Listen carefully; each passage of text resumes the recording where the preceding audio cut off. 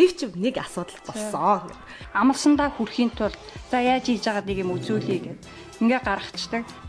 Монгол гэрт баг сургуулийн хичээл орж ийн гэд боддоо. Вау. Хаана вэ? Чехэд суугаа монгол хэлчээ сайттай уулзж хаад энэ талаар бас яг ярьж байсан. За энэ сэдвийг бол ер нь жоохон халгаж ажил бэлдсэн. Гэтэ одоо хүн сэдвүүгээ тойроод тэгэхээр цахим орчинд Монгол болон Оросын албаны улсын Батлан хамгаалах яамдын логог ашиглан Украин бол туслаад Орос болохоор тусалдаггүй юм уу? Бүх хүмүүс айгу тийм нөгөө нинжин сэтгэлтэй яг бүр цаанаа. Тэгээд YouTube дээр subscribe Сэннас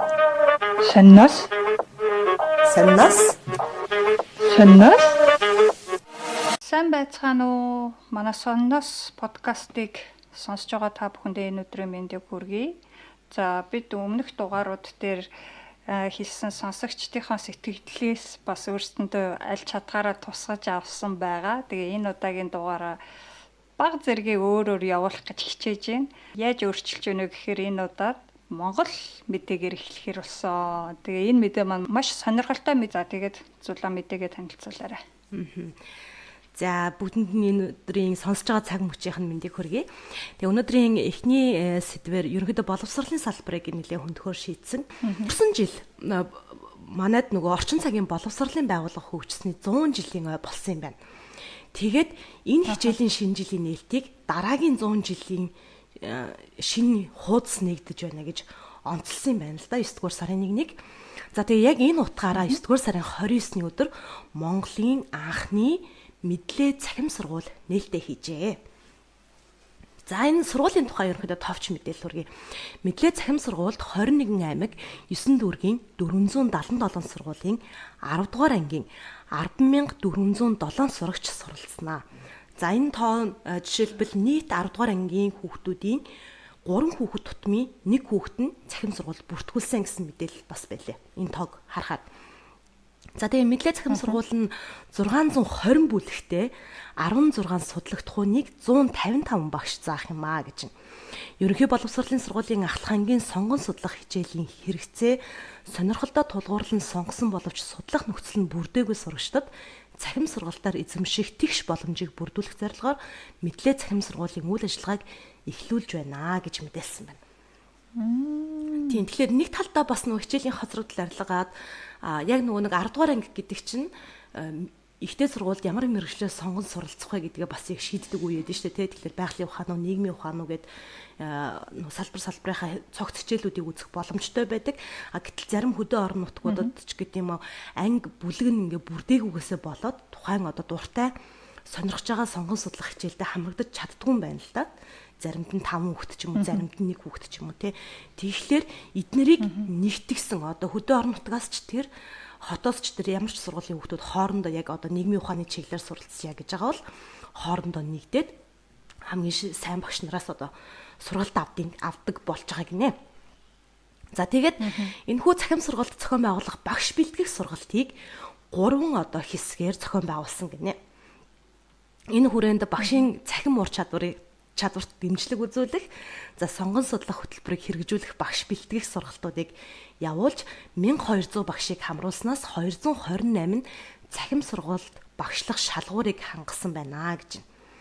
За тэгээд цаашлаад ирээдүйд 10-аас 12 дугаар ангийн сурагчдыг бүрэн хамруулахын зэрэгцээ хэлийн чандад амьдарч байгаа монгол хүүхдүүдэд монгол хэл, соёлын хөтөлбөрийг цахим сургалтаар эзэмшүүлж ерөнхий боловсролын гэрчилгээний үнэмлэхийг дүүцүүлэн авах боломжоор хангана гэж байгаа. Энэ бол маш таатай санагдсан надад. За гэвч нэг асуудал болсон. Яг нөгөө энэ мэдээг анх яг сайтаас харчаад бүр ингээд амар догтлоод айгүй юм өндөр хүлээлттэйгээр байсан. Үнэхээр гой санагдсан те цахим сургууль нэгдлээ гэд. Тэгэд мэдээгээ судлаад явж исэн чинь би яг одоо энэ цахим сургуулийн нээлтийнх нь арга хэмжээг нь үзлээ. Одоо та бүхэн дэлгэцэн дээр угаасаа гарч байгаа. За тэгээд нээлтийг нь би эвгүрцэг юмны одоо Facebook хуудаснаас нь 40 минутын турш үргэлжлэх бичлэг байлаа нээлтийн арга хэмжээг.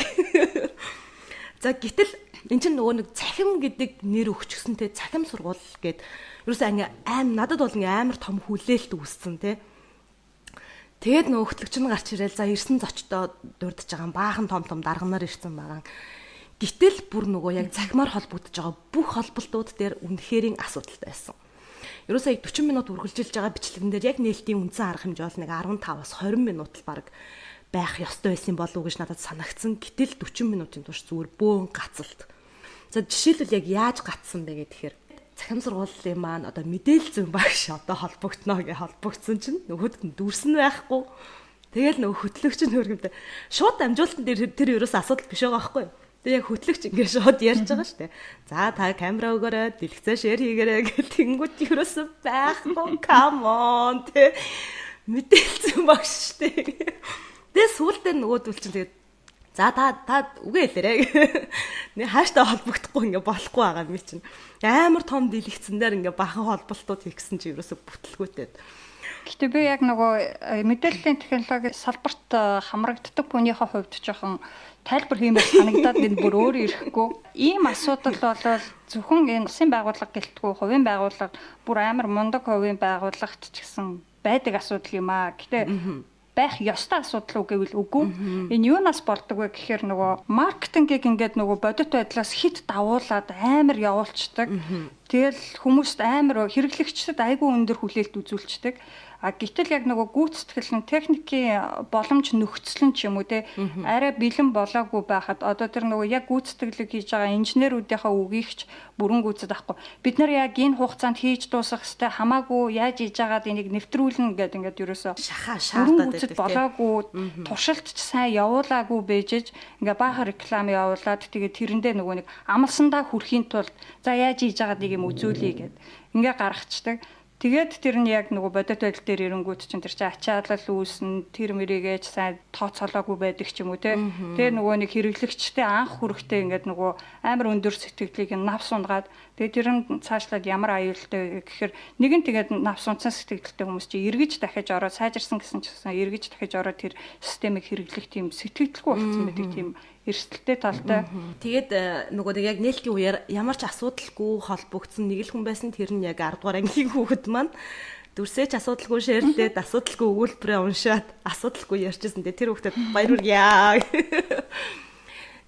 Яг бодит хэрэглэгчин тэгээ асуудалгүй ашиг цагилж байвал бас болж шүү дээ. Гэтэ тэр хичээлийг зааж байгаа багш нар холбогдохгүй байх гэдэг чинь өөрөө бас асуудал үстэй. Би бүр яг юу болоод байгаа юм бэ гэдээ амар сэтгэлээр унаад эхлээд ингээд гайхаад дараа нь ингээ уур хүрээд сүултээ бүр ингээ инээд хүрээд тэгээ за окей. Тэгээ хамгийн гол нэг амар өндөр сэтгэл авсан нь бүхэл мэдээллийн хэрэгслүүд те бүхэл сайтуудаар ингээ амар гой зурагтай мэдэн ингээл гараад байгаа байхгүй юу.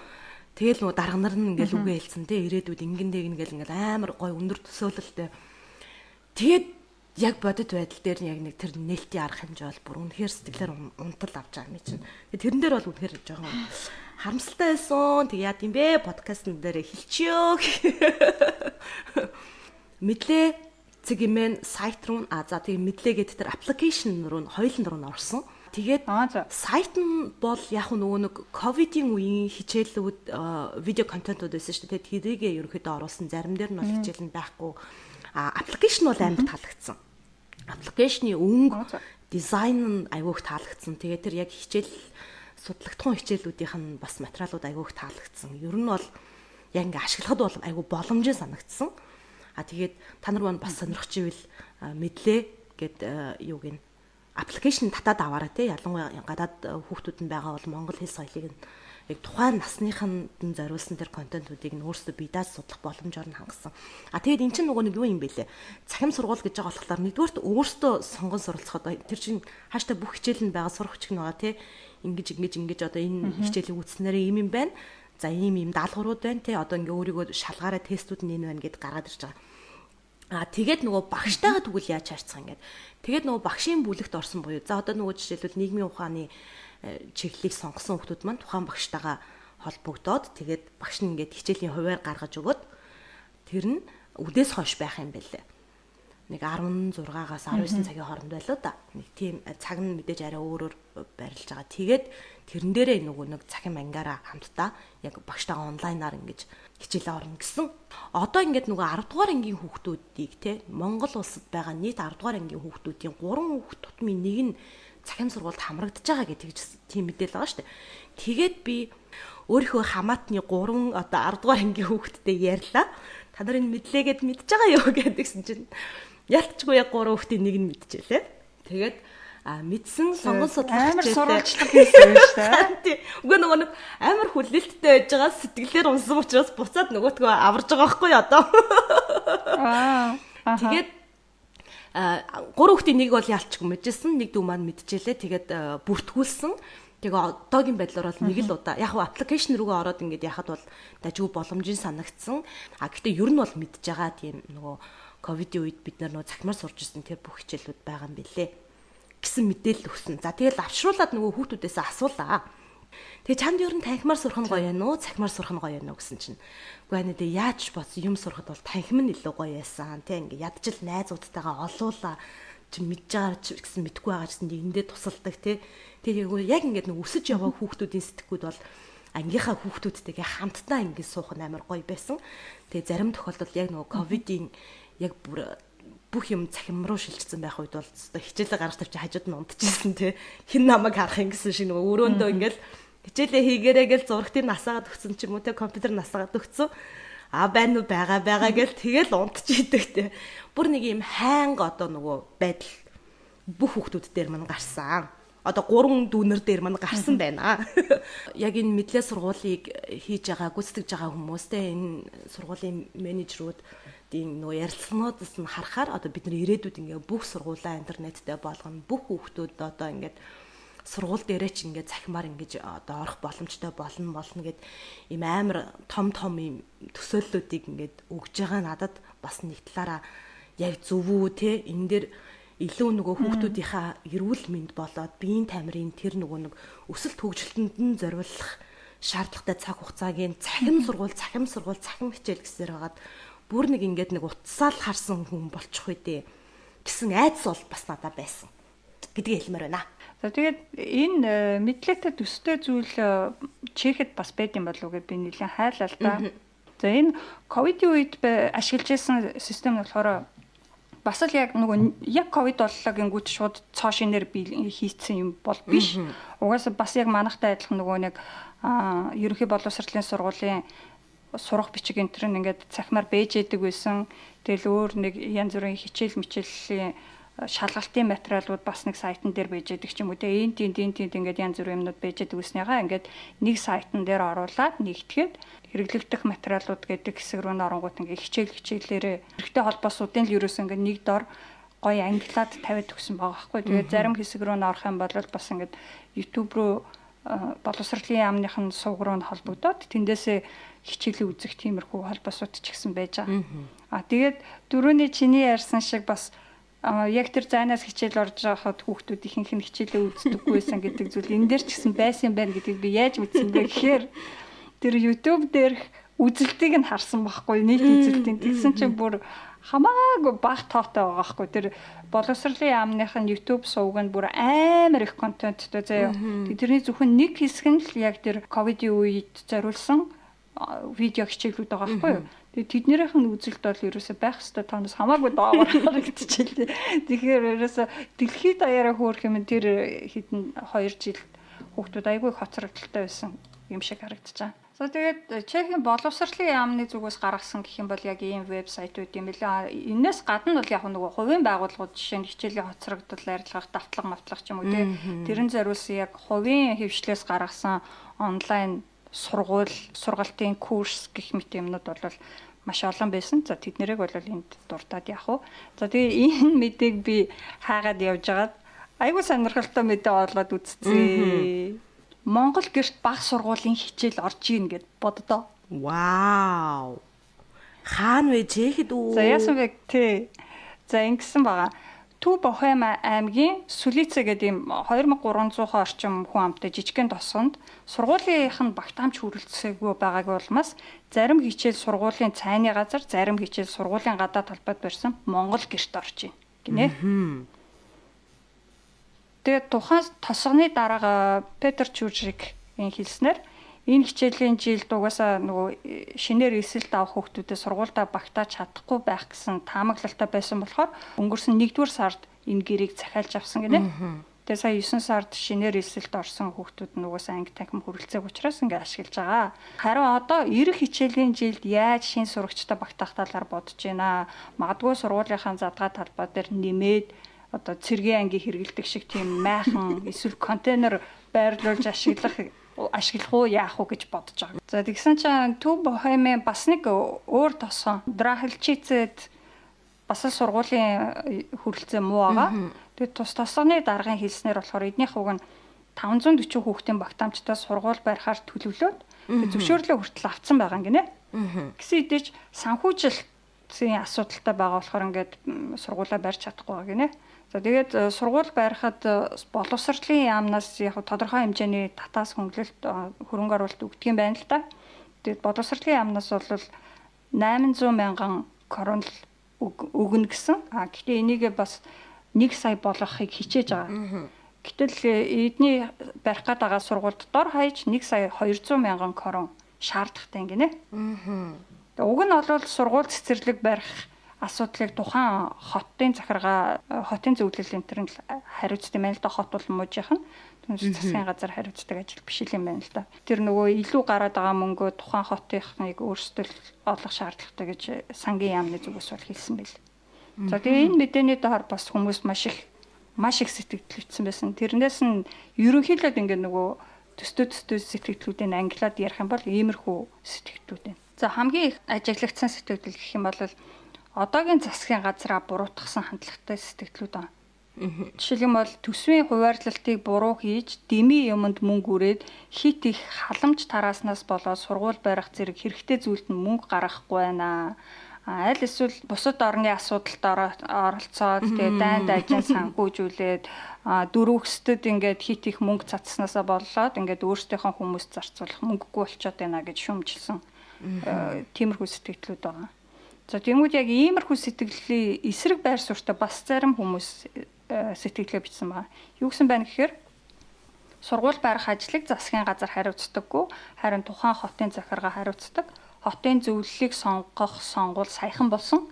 Энэ үеэр зөв сонголтоо хийх боломж нь хүн бүрт байсан гэсэн тийм хариу бичицгээсэн байгаа. За тэгээд мэдээж чекүүд болсон гоё хошин шогийн өндөр мэдрэмжтэй хүмүүс болохоор яжилж хошигнсан сэтгэлдлүүд бас их байгаа. Тэгээд бүр хоёр ч хүн яг ижилхэн утгатай сэтгэлдэлсэн тэрэн дээр аль алин дээр нь маш их нөгөө нэг дэмжсэн лайк дарсан харагдчихсан. Тэр нь юу вэ гэхээр одоо тэгвэл өвөл болохоор нэг хүмүүсээ эскимосчууд шиг иглүү буюу нөгөө цасан гэр бариад суулгахгүй юу гэж байсан. Ер нь бол нөгөө сургууль цэцэрлэгийн хүрэлцээ хаанаа л одоо хоёр улсад маань хаанаа л баг байгаа нь яг ажиглагдаад байна. Тийм ээ боловсролын асуудлын ерөнхийдөө хаанаа л байгаа нь мэдэгдээд байгаа. Тэгээ чамаа нөгөө нэг Монгол гэрт хүүхдүүдийг хичээл орж ингээ харсан ч манайд ч бас нөгөө айгүйх Монгол гэрт ялангуяа цэцэрлэгүүдийг айгүйх бариадсан шүү дээ. Эко Монгол цэцэрлэг, Монгол гэр цэцэрлэг гэл нэг. Тэгээ би нөгөө 22 оны 3 сард гарсан мэдээлэлээс гарсан чинь Улаанбаатар хотод жил бүр 30 мянган орчим иргэн шинээр шилжин ирдэг гэсэн тооцоо гарсан гинэ. Тэгэд мэдээж ингээ хүн амын нэгтршил нэмэгдэж байгаа нөгөө төрийн байгууллагуудын ачаал ихсэж байгаа тий. Энд эцэг эхчүүд өөрсдийнхөө санаачлагаар цэцэрлэгийн удирдлагуудтай нийлж агаад Монгол гэрт хүүхдүүдээ одоо цэцэрлэгт хамруулъя. Монгол гэртээ ингээд хүүхдүүдийг маань авч болно гэд эцэг эхчүүд өөрсдөө саналаа гаргаж шинээр анги гаргасан байсан тийм Монгол гэрт шалнаасаа халаалттай. Тэгэд хүүхдүүдээ нөгөө өдөр унтахт нь халаалтайгаа зогсоочдөг. Тэгээд эн чинь нөгөө 3 сард гэдэг чинь бас нэлийн хүүтэн байгаа шүү дээ Монголд бол багшийн яриа болохоор гэрт ингээ амьдрдаггүй хүүхдүүд маань бүр энэ юу ингээд айгүйх асуудаг гинэ. Тэгээд ерөөсөө яг тэр гэр цэцэрлэгт ороод нэг 3 хонсон чинь хүүхдүүд яг Монгол гэрийн тухай айгүйх тийм өргөн мэдлэгтэй болсон те. Амар өөртөө айгүйх тийм дууртай гоё хандж байгаа гэж багш нь тэгжилсэн. Тэгсэн чинь эцэг эхчүүдийн хувьдлаар бид нар угаасаа өөрсдөө санаачилсан болохоор те айгүйх таалагдж байгаа энэ чинь орчин нь ингээ солигдож байгаа. Бид нар бол энд айгүй таатай хандж байгаа. Энэ гэр цэцэрлэг бол ерөөсөө яг ингээд цэцэрлэгийн хомсдол байгаа үед бол байж болох бас айгүй гоё шийдлээ. Тэгээ энд бол бид нар бүгдээр айгүй дуртай байгаа гэж эцэгчүүд нь бас тэгж хэлсэн байлээ. Айгүй хөөрхөө. Тэгээ манайх болохоор Монгол гэрч яг нөгөө бидний үндэсний орон сууц болохоор ингээд айгүй гоёор хүлээж аваад энэ чинь бас ёс заншлаа сурахад хэрэгтэй мэрэгтэй голон дулаахан бүгд цэвэрхэн байвал энэ төр гэдэг. Ер нь бол олонх нь эерэг байдлаар хүлээж авч байгаа. Гэтэл түрүүний нөгөө миний ярьсан чек юун дээр бол тэрийг ингээд ерөөсөө л нэг юм чавастаа л гэсэн байдлаар хүлээж аваад бүр Майхан эсвэл нөгөө индианчуудын урт бариад хичээллүүлэх юм уу ч гэсэн байх шиг ер нь айгүй тийм хүн дээр тусгаж аваадах шиг байлээ. Цэцэрлэгийн боловсрол те ер нь бол яг бүх хүүхдүүд тэгш хүртээмжтэй байх ёстой. Яагаад гэхээр цэцэрлэг бол нөгөө хамгийн анхан шатны боловсролын байгууллага учраас ялангуяа энэ цэцэрлэгийн хүрэлцээг нэмэгдүүлж тэгээд ямар нэг аргаар до Монгол гэрт ч хамаагүй ингэж хийх нь айгүй зөв гэсэн тийм байр суурьтай. Энэ мэдэн дээр бол тийм байр суурьтай нийтэлсэн байлээ.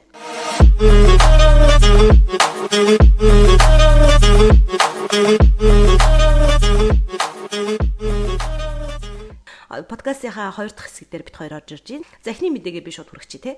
Чехийн анхны цахилгаан хогны машин гэдэг гарч ирсэн юм байна. Магадгүй та үүрийн 3-4 цагийн үед хог ачдаг машин дуу чимээнээр сэрж байсан л ах. Тэгвэл Бурно хотынхны хувьд энэ байдал удахгүй үгүй болох нэ гэж байна. Учир нь тус хотод бараг чимээ гаргадаггүй мотор бүхий Volvo FE загварын цахилгаан ачааны тэрэг хог ажилтанд явж эхэлсэн гинэ. Удахгүй тус хотын бүх хог ажилтны тэргийг ийм тэргээр солих юм байна. Энэ машины зайг 2 цаг цэнэглэх ба бүрэн цэнэглэгдсэн үедээ 200 км явах хүчин чадалтай. Гэхдээ хүйтэн үед буюу хасах 10 хэмийн үед 70 км явах чадалтай гинэ. Энэ нь 8 цагийн ээлжээр ажиллахад хангалттай гэж тооцсон байна. 13 тонн хог ачих даацтай энэ хүн машиныг нэг бүрийг нь 12 сая короноор авч байгаа юм байна гэсэн байна. За дараагийн мэдээ бол практ богино хугацаагаар ч юм уу ер нь урт хугацаагаар байх хүмүүст их сонирхолтой байх бах. 2 янзын барок стилийн ордонгийн талаар танилцуулах гэж байна. Эхнийх нь болохоор Clam Galas гэдэг барок хийцтэй ордон. Прагийн хотын музейн нэг хэсэгт тооцогддог гинэ. Энэ ордон 4 жилийн турш засвартай байжгаад сая 9-р сарын 28-нд буюу Гэгэ Вацлавын өдрөөр иргэн нээлттэй хийсэн. Тэгээ яг энэ өдөр болохоор бүх зочдоо үнгүүгээр оруулж исэн. Гэхдээ ердийн үед бол тасалбарынхны үн 120-с 250 крон байдаг. За энэ ордын юугаараа онцлог юм бэ гэхээр 1713 онд тухайн үед амьдарч байсан сурвалжит ноён Ян Вацлав Галлас гэдэг хүний захиалгаар баригдаж эхлээд 1719 онд нас барсныхан дараа түүний өв залгамжлагч Филипп Йосеф гэдэг хүн өвлж аваад дотор заслыг нь Италийн зураач Карло Карлеон гэдэг хүнээр хийлгэснээр барилгын ажлыг нь бүрэн дуусгасан гинэ. 1757 он гэхэд Галласын гэр бүлээс өв залгамжлагч үлдээг болохоор Галласын эгчийн хүү өвлөж авсан. Тэр хүнийх нь овг нь Клам байсан юм байна. За ингээд Клам Галасын ордон гэж нэрлэгдэх болсон гинэ. Энэ ордон нь уран нарийн хийцээр гайхагтаад зогсохгүй тухайн үедээ олон янзын үдэшлэг, тоглолт гэх мэт арга хэмжээнүүдийг байнга зохион байгуулдаг. Тэгээд алдартай язгууртнууд ирж зочилдог байсан байна. Тэрч бүхэл алдарт хөгжмийн зохиолч Моцарт, Бетховен ч хүртэл ирж исэн гэж. Прагийн Старое место байдаг. Энэ ордноор очиж үзээрэй гэж зөвлөе. Дараагийн ордон Чехийн Сенатын ордон буюу Waldensteinский палац. Англиар бол Wallenstein Palace гэдэг. За энэ уран тансаг барок хийцийн ордон нь 1624-өөс 1630 оны хооронд баригдсан бөгөөд 26 байшин 6 цэцэрлэгт хүрээлэнгээс бүрддэг. Чехийн хамгийн хүчирхэг бөгөөд биелэгжүү эрх мэдийн нэг болох Albrecht von Wallenstein гэдэг 1583-аас 1634 оны хооронд амьдарч байсан хүний ордон байж гинэ. Харин одоо болохоор Чехийн парламентын дээд танхим буюу Сенатын байр болсон байна. За энэ ордонд орж сонирхыг гэх юм бол жил хүрийн 4-өөс 10 дугаар сарын хооронд хинч үнгүй орж болно. Ордны доторх уран нарийн хийцийг үзэж болохоос гадна гадаах тэр гоё цэцэрлэгт хүрээлэнгээр нь бас үнгүй зочлох боломжтой байдаг. Дээрээс нь 10 дугаар сарын 28 буюу Чехословакийн тусгаар тогтнолын баярын өдрөөр бусад үед нөгөө зочдыг оруулдаггүй хэсгүүдээ хүртэл нээж үзүүлдэг гэж шүү. Ваа, ямар гоё юм бэ? Тэгэхээр 10 сар дуусахаас өмнө хаагдахаас өмнө амжиж үзээрэй. Тэгээд амжихгүй бол дараа жилийн 4 сараас очиж үзээрэй. За дараагийн мэдээлэлээ хүргэе. Хилийн чандад амьдарч байгаа монголчуудын маань хувьд бас ингээд тухайн улс орныхоо спортуудын арга хэмжээнд айгүй идэвхтэй оролцдог юм шиг санагддаг. Тэгээд ялангуяа гүйлтийн төрөл дээр бас нэлээд хэд хэдэн орны тамирчид маань маш амжилттай явж байгаа юм билий. Би саяхан тэр нэг шивэдэд гүйж байгаа нэг хүний зураг постыг нас харж байсан. Тэгээд яг ингээ эх орноо төлөөлөөд Тэ өөрийнхөө амьдарч байгаа оршин байгаа орон нутагтаа ингэ спортынхан тэмцээнд оролцож байгаа бүх тамирчдаа маш том амжилт хүсье, баяр хүргэе гэж хэлмээр байна. Ран Чех гүйлтийн уралдаануудын 2023 оны хувьар албан ёсоор зарлагдсан байна. За тэгэхээр Чехэд одоо бүх сонирхолтой хүмүүс дараах мэдээлэлд анхаарлаа хандуулаарай. Жил бүр хэд хэдэн төрлөөр явагддаг холын зайн гүйлтийн уралдаан нь ковидын үед урдийнхаас хамаагүй авсаархан бөгөөд хязгаарлагдмал байдлаар явагдсан юм а гэж. Тэгвэл 2023 онд бүрэн хэмжээнд явагдахаар төлөвлөгөө нь гарчээ. Анх 1994 онд Италийн алдартай 2 гүйлтийн тамирчид Прагийн нэгэн пабд сууж байгаад Нью-Йоркт болдог шиг уралдааныг Прагт хий гэж ярилцаад улмаар Чехийн алдарт гүйлтийн тамирчин Олимпийн олон медалийн эзэн Эмиль Затопекийн дуудаад за энэхүү уралдааныхаа санааг хуваалцсан гинэ. Ингээд тэд 95 онд анхны марафоно Прагт зохиоход 958 тамирчид оролцож байсан байна. Үүнээс хойш жил бүр марафон гүйлтийн тэмцээний зохион явуулах болсны дээр цаг хугацаа өнгөрөх тусам хагас марафон, гран при, 5 км, 10 км гэд олон төрлүүдийг нэмжээ. За мөн анх зөвхөн мэрэгжлийн тамирчид оролцдог байсан бол өдгөө сонирхогчдод оролцох боломжтой болж өргөжсөн байна гэж. Ран Чех чинь зөвхөн эрүүл мэнд, эрүүл амьдралын хэм маягийг сурталчлаа зогсохгүй, сайн үлсийг дэмждэг уламжлалтай. Мод тарих, хавдраар өвдсөн хүүхдүүдэд дэмжлэг үзүүлэх, хөгжлийн бэрхшээлтэй иргэдийн амьдрах орчныг таатай болгох гэх мэт үйл ажиллагаа явуулдаг олон 10 төрлийн бус байгууллагуудтай хамтран ажилладаг тул аль нэг гүйлтийн уралдаанд оролцогч нь уралдаанд бүртгүүлэхдээ ямар нэг сайн үлсийн аянд хэлбэрхэн нэгдэж хандаг өргөх боломжтой байдığım байна. За дараагийн мэдээ маань Зелений амтны хүрээлэнгийн талаар мэдээ байна. Чехэд ер нь хэд хэдэн амтны хүрээлэн байдаг ч гэсэн Зелений амтны хүрээлэнгээр сонин сайхан ихтэй байгаа болохоор 2-3 мэдээ хүргэе гэж утсан. Маш олон янзын ховор амтантайгийн нэг нь Perisocephalus tricolor буюу монголоор би энийг орчуулах гэж нэлээд үзсэн. Тэгэнгүүт 3 өнгөт хөөндөө гэсэн тийм нэртэй Өмнөд Америкийн тэр дундаа Амазон мөрний хойд хэсгээр нутагладаг шувуу байдгийн байна энэ амтны хүрээлэн. Тэгээд энэ шувуу нь Европын ердөө 3хан амтны хүрээлэнд байдгийн нэг нь Зелений амтны хүрээлэн гинэ. Энэ жил нэгэн онцгой үйл явдал болсон нь Зелений энэ шувуу өндгөлсөн гинэ. 2 шувуу өндгөлсөн юм байна. Эхнийх нь өндөг өнгөрсөн 5 дугаар сард хагараад ангахаа амжилттай хорвоод мэндэлснээр Европын нутаг дэвсгэр төрсөн хамгийн анхны 3 өнгөт хөөндөө болсон байна. Харин 2 дахь өндгийг нь их нь голоод дараагүй болохоор амтны хүрээлэнгийнхаа авч инкубаторт хийж арчилсны үр дүнд ангахаа 9 мэнд төрсөн гэж. Тийм ховор шувуу үзэж болох нь байна. Ямар хөөрхи юм тий. Гэтэ нөгөө нэг яг эдний мэдээллүүдийг харахад яг дандаа нэг амтны хүрээлэнгийн мэдээ яг нэг явж идэг те золттой. Тэгээ нөгөө амтны хүрээлэн гэдэг сэдв чи өөрөө нэг юм хоёр талтай байдаг шүү дээ. Амтыг зовоогоод байна эсвэл амар хайрлаад байна гэдэг. Тэгээд яг эдний мэдээг ингээ харах тусам надад нөгөө амтны хүрээлэн бол тийм тамийн газар биш юм шиг санагдаад байдаг байхгүй юу? Одоо жишээлбэл ингээ саяны те шоуг инкубаторт хийгээд бүр ингээ 9 минут бойжулсан биш дээ амар хөөрхөн. Тэгээд дараагийн энэ амтны хүрээлэний талаарх мэдээлэл нь болохоор энийх ер нь ингээл сонирхолтой гой арга хэмжээнүүд их зохиод юм билээ. Тэгээд за нэг сонирхолтой зохион байгуулж байгаа үйл ажиллагаа нь гэхээр 10 дугаар сарын 8-15-ны Бямб гарагуудад болох үдшийн аялал гинэ. За амтны хүрээлэн болон амтны хүрээлэнгийн эзэмшлийн газар байдаг Лишна ордонд орой 9 цаг 30 минут хүртэл үзэж сонирхох боломжийг нээн гинэ энэ үеэр. Ердийн үед ч ингээд харанхууд амтд яаж байдгийг энтрийг харах боломжгүй байдаг бол энэ үед харах боломжтой. Дээрэс нь хөтөчтэй хамт яваад тайлбарыг нь сонсож үзэж болох юм гинэ энэ үеэр. Амтны хүрээлэнгийн үүдэн хэсэгт нь нөгөө барьж явах тийм гоё хийцтэй дэндлүүнүүдийг зарж борлуулна гэсэн мэл. Хүүхдүүдтэйгээ очиход их сонирхолтой юм шиг байгаа. За бас нэг сонин гэхээр саяхан бас яг энэ амтны хүрээлэнд манай Чехэд үүдэг монголчуудын нэг гэр бүл очиж сонирхсан байлээ. Тэгээд тэр талаараа өөртөө сэтгэлдээ бичсэн пост Facebook-ийн хуудсан дээр оруулсан байлээ. Пандагдай family гэдэг юм Facebook хуудас дээр.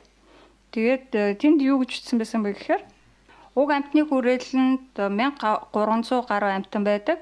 Зочид дуртай амтандаа мөнгөн ханд өгч ивент тэтгэгч нь болох боломжтой гэсэн байна. Тухайлбал юм бол хамгийн өндөр хандвиг буюу 80,000 чех крон. Энэ нь Монгол мөнгөөр 10 сая 640 мянган төгрөг юм байна. ийм их хэмжээний мөнгийг Павел Влах гэдэг хүн арсланд өгсөн байна гэж. Тэгээ хандивлагч нь хандив өгснөөр тухайн амтны хүрээлэнтэй 12 сарын хугацаатай гэрээ байгуулдаг гинэ. Тэгээ энэ хугацаанд гэрээгээ ваучер хэлбэрээр ашиглаад ингээд нөгөө амтны хүрээлэнтэй байнга цочилж болдог юм шиг байна. Тэгээд энэ амтны хүрээлэнд манай хоёр бүхтэй тэмээ хүртэл байдаг. Тэгэхээр Чехэд байгаа монголчууд маань Слини ч юм уу эсвэл Прагийн амтны хүрээлэнд байдаг монгол тэмээнийхээ ивент тэтгэгч нь болж болох юм байна шүү. Дээр бас нөгөө Чехэд суугаа монгол хэлчээ сайттай уулзж хаад энэ талаар бас яг ярьжсэн. Прагийн амтны хүрээлэнд ч гэсэн бас ингээд хандивлагч болох боломжтой байдаг. Монголчууд маань хэрвээ дангаараа ивент тэтгэхэд хүндрэлтэй болвол нийлж агаад ингээ Монгол тимээгийн ивент тэгвэл сайхан юм да гэж санал гаргаж ирсэн. Хойлоо шууд подкастаар энэ мэдээ сонсож байгаа хүмүүс бас энэ талаар бодолцож үзээрэй. Хамтраад хэмээнийхаа ядаж ивент тэтгэгч нь болвол их гоё гэж бодож байна. Тэгээд манайхан бүгдээрээ ивент тэтгэж болохыг хүсэж байвал комент хийээрэй, лайк дараарай, subscribe дараарай. Тэгээд яг энэ тал дээр бас өөрсдийнхөө санаа бодлыг хуваалцаарай.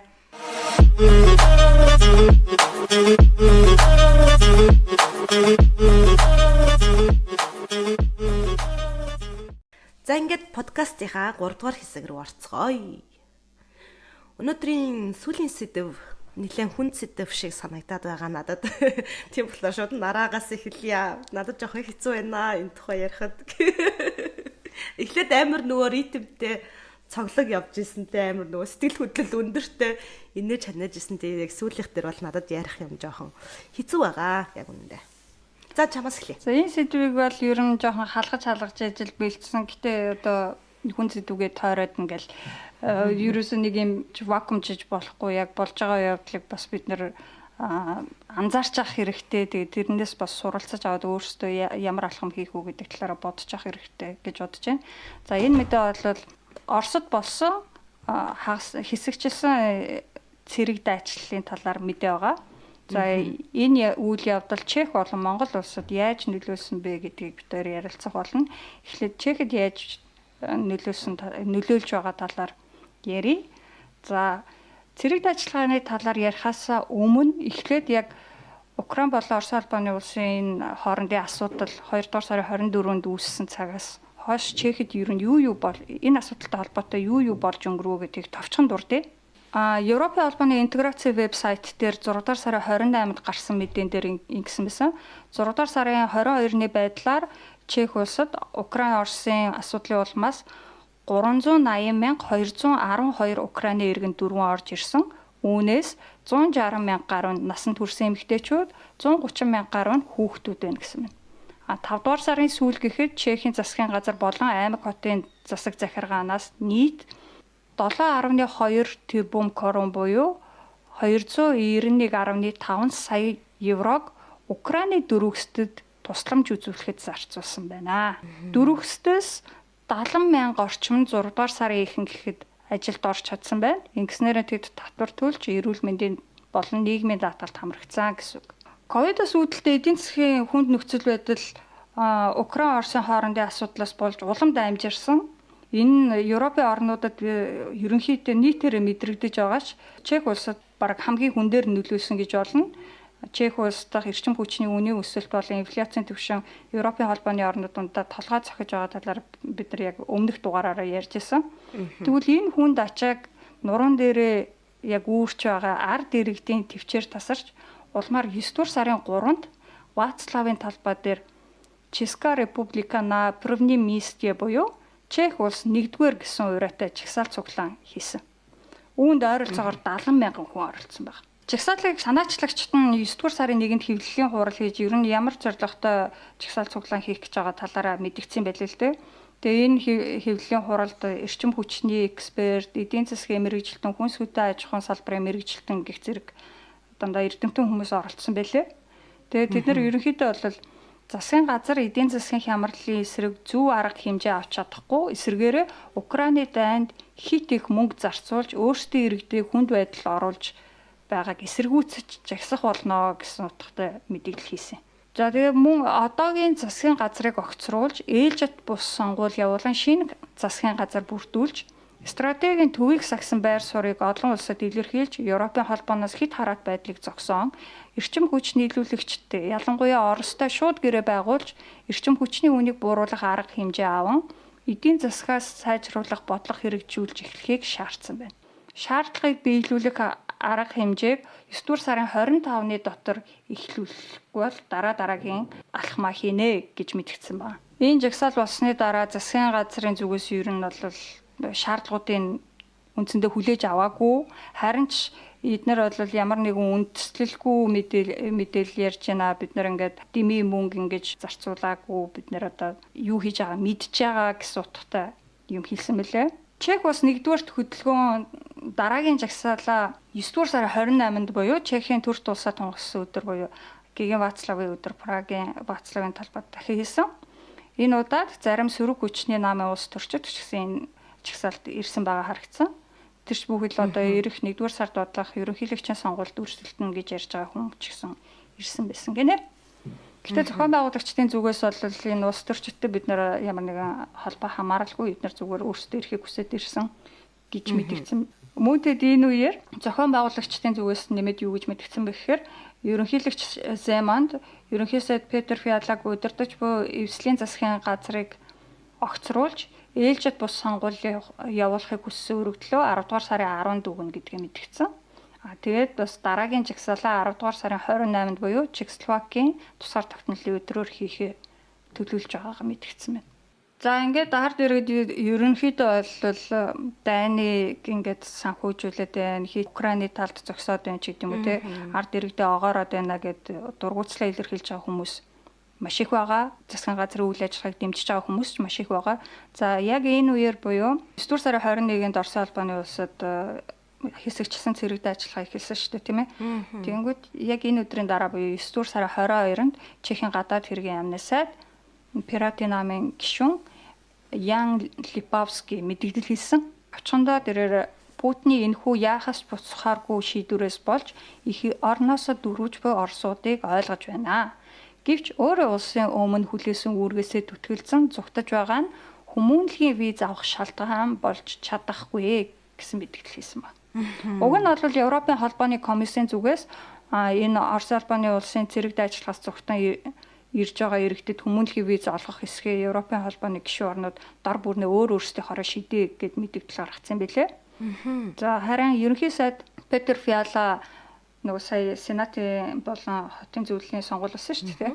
Сонгуулийн өмнө болсон мэтгэлцээний үеэр яг энэ талаар өөрт нь асуулт ирэхэд юу гэж хариулсан бэ гэхээр хэрвээ Оросын холбооны улсаас хинэгэн цэрэгд ажиллахаас зугтан ирэх юм бол хүн нэг бүрийн хүсэлтийг ингээд тусад нь авч үзээд асайлан буюу улс төрийн орогнол олгох стандартын дагуу одоо орогнолж болох уугүй юу гэдгийг нь шийднэ гэсэн байна. Түүнээс бас л яг хүмүүнлэгийн визээр ингээд одоо украинчуудыг хүлээж авч ирсэн шиг аавна гэсэн юм бол ерөөсөө хэлээгүй.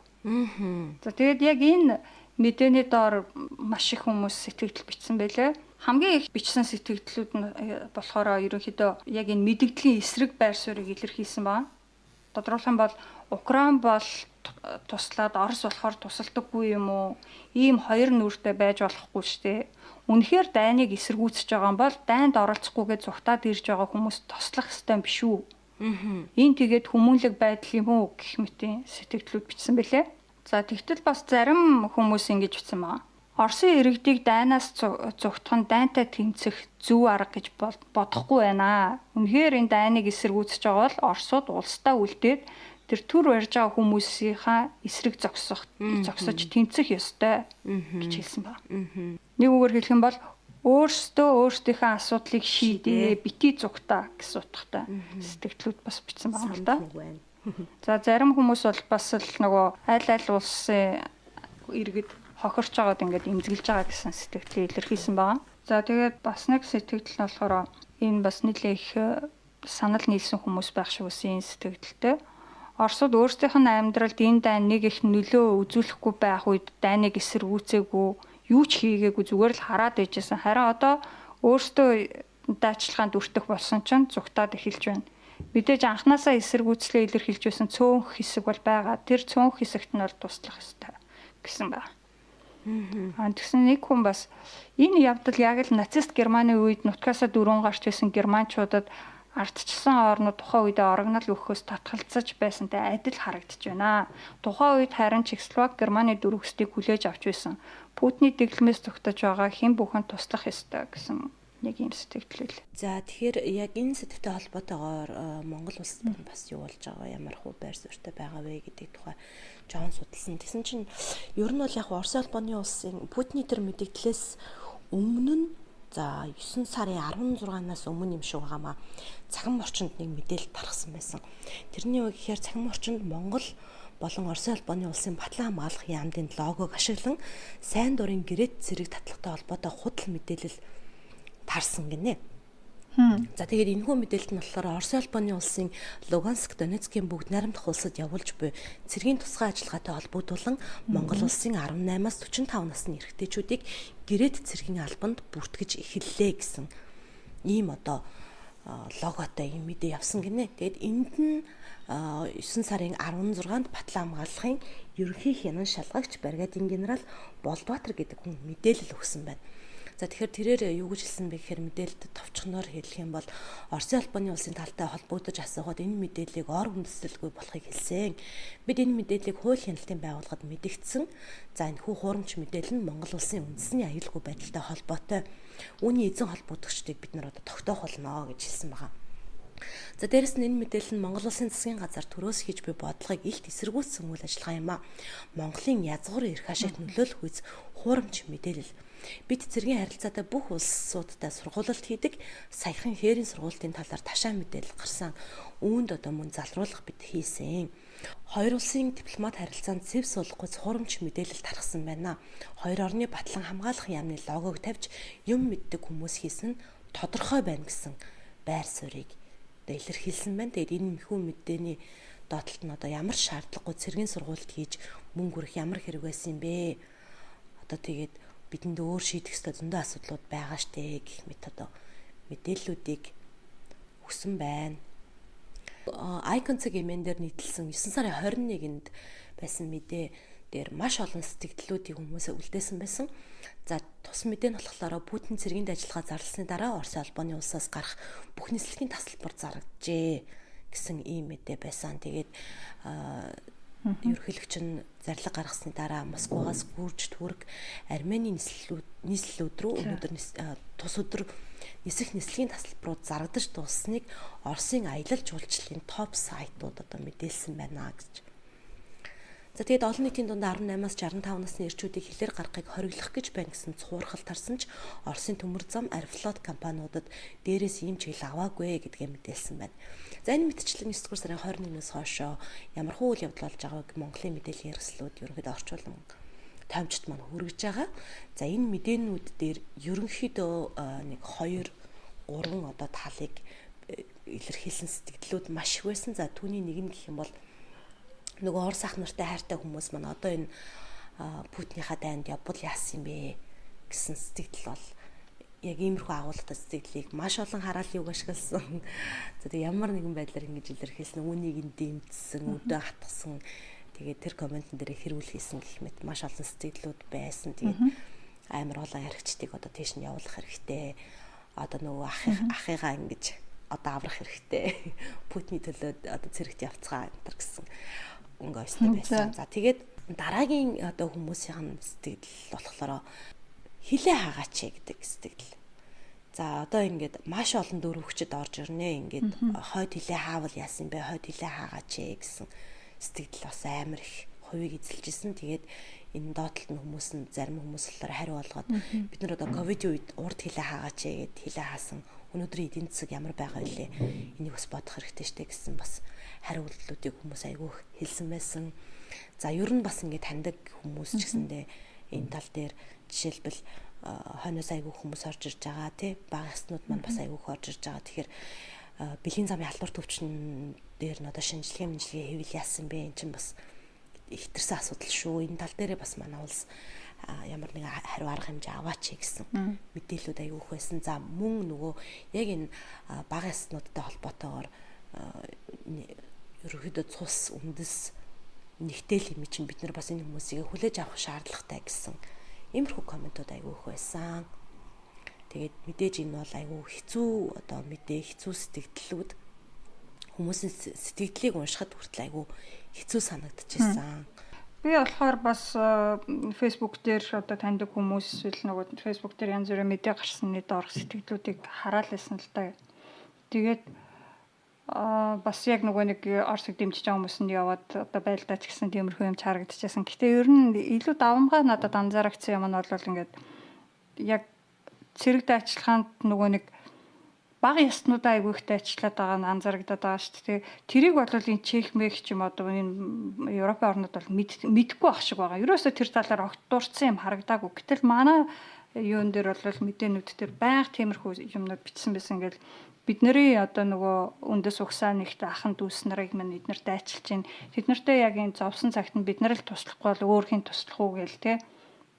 Тэгэл аль чаддагаараа бүр ингээ Facebook-ийн групп үүсгэсэн ажил төрөл олж өг юм уу гэж янз янзаар туслах гэж хичээж байгаа хүмүүс бэлээ. Тэгээд ер нь бол ингээд сэтгэлдлүүдийг харахаар ингээд хүмүүс хурц мурцаар янз янзаар илэрхийлж байгаа ч гэсэн ингээд бүр ингээд цаатахын харъя гэх юм бол хүмүүс айгу тийм нөгөө нинжин сэтгэлтэй яг бүр цаанаа тэг бүгдөө л зүрхнийхээ гүнд бодвол инх тайвныг хүсэж байгаа нь харагдаж байгаа. Өнөө цагт те ямар нэгэн асуудал үүссэн бол заавал ийм дайн дажин хийхгүйгээр ширээний ар суугаад үнэхээр шийдийг гэж хичээсэн бол шийдэж болох байсан гэж би бодож байгаа. Гэтэл энэ хоёр тал бол хоёуланд нь асуудал байгаа. Нэг нь газар нутгаа илүү өргөтгсөн, нөгөөх нь дотоодтой асуудалтай тэр асуудлаа шийдэж чадахгүй ингэж хоёр тийшээ холборсоор байгаад ингээд мангасын аманд орж байгаа. Ийм байдал миний хувьд бол анзаарэгдэж байгаа. Тэгээ энэ дээрээс болохоор манай монголчууд хамгийн гол нь биднэрт ийм байдал тун ойрхон биш үү, бид нар өөрсдийгөө хичээх хэрэгтэй биш үү гэсэн сургамж авах ёстой баг. Түр барьж байгаа хүмүүсийн хувьд бол яг анхнаасаа л ийм нөгөө нейтрал байр суурь эзлэл яваад байгаа шүү дээ, төвийг сагсан. Манай улсын хувьд бол угаасаа тийм байр суурь үзүүлэхээс өөр аргагүй. Яг гэвэл бид нар чинь ингээ хоёр ийм амар авторитар улсын дунд байгаа юм чи яг түр барьж байгаа хүмүүс бол ямар байр суурь үзүүлж байгаа нь миний хувьд бол зөв гэж бодож байгаа.